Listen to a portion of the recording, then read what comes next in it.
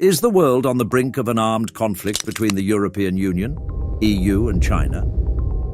Rising tensions in the South China Sea have sparked fears of potential confrontation between these global powerhouses. The South China Sea is a vital stretch of water that's bustling with activity. It's like a busy highway for ships carrying all sorts of goods around the world. Imagine a massive intersection where trade routes from different countries converge, making it one of the busiest maritime regions globally. This vast expanse of water plays a crucial role in global trade, facilitating the movement of goods and resources among nations. According to the United Nations Conference on Trade and Development, more than 1/5 of global trade passed through the waters of the South China Sea in 2016. Since then, its significance has only grown, underscoring its central role in the global economy. For the European Union, EU, the South China Sea isn't just a distant body of water, it's a strategic region with immense economic and geopolitical importance.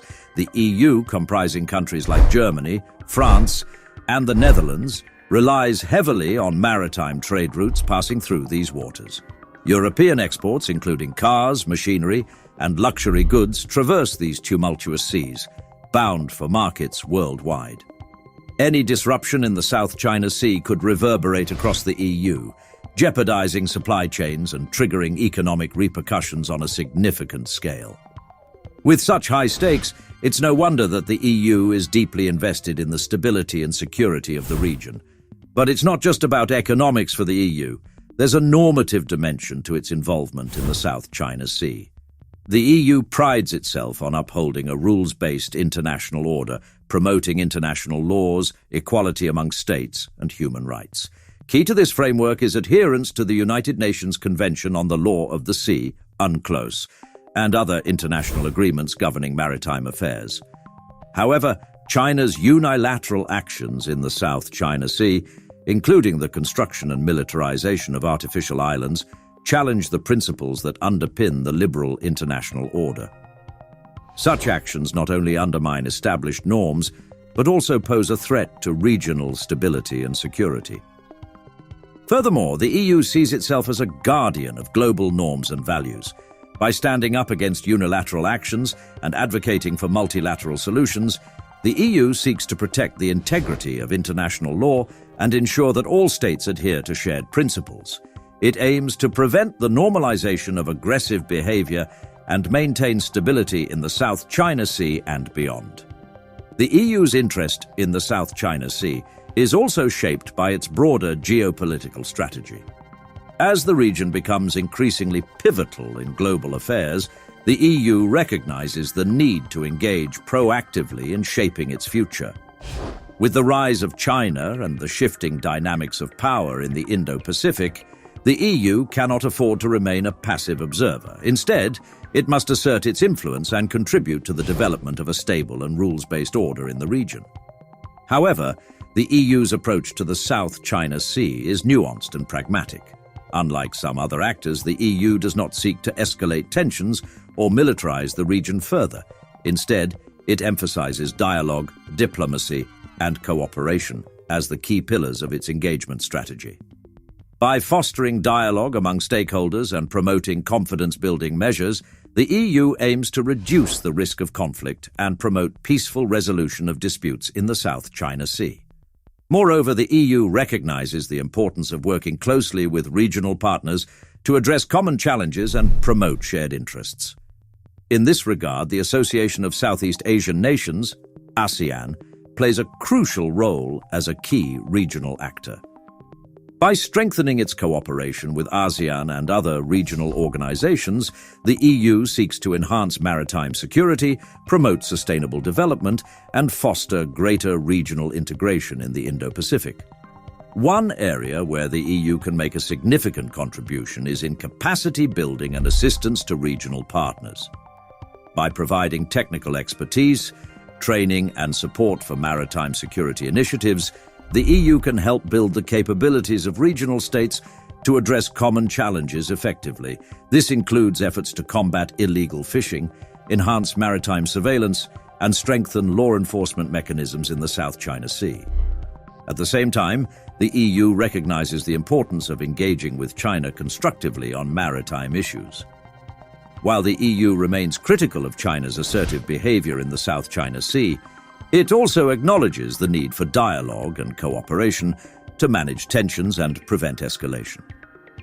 Through diplomatic channels and multilateral forums, the EU encourages China to adhere to international norms and contribute positively to regional stability. In addition to its diplomatic efforts, the EU is also taking concrete steps to bolster its presence and influence in the Indo-Pacific region. The EU's Indo-Pacific strategy, launched in 2021, outlines a comprehensive framework for engagement and cooperation in areas ranging from security and trade to climate change and digital connectivity.